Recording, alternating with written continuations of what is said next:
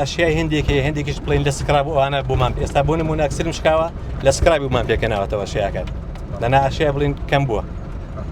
کاک بەختیار ئۆتۆمبیلە بە حکمیەوەی کە مۆدیلێکی کۆنی هەیە و خزمەتێکی زۆری کردووە بەشێک لە هاوشاریان داوای ئەوە دەکەن کە لە ناو بازار وەکو مۆنومنتێکدا بنرێ. قسەی ئەوە چییە بۆ بابەت؟ وەڵڵاهی من لە وەزارەت شڕهاتن پیان ئەمار بۆ خۆمان دەبێن بۆ مۆنومنتەکەی لە وەزارەت لە هەولێرە وعدیان پێدان کە سارەکەمان بۆ بڕنەوە تقریبا 2 ساڵ دەبێت کە هیچ زیارێت تا ئێستا هیچیان دیار نییە. وەڵڵا زۆر باش.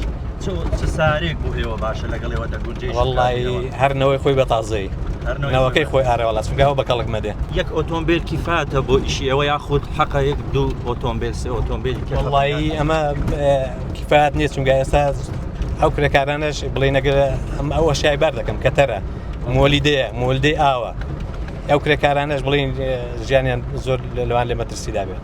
یعنی هەر لەگەڵ ئەشیاکانی خۆتان ئەو هەشت حەوت کرێکارێک کە لەگەڵتانن هەمووتان سوار دەبن؟ بەڵە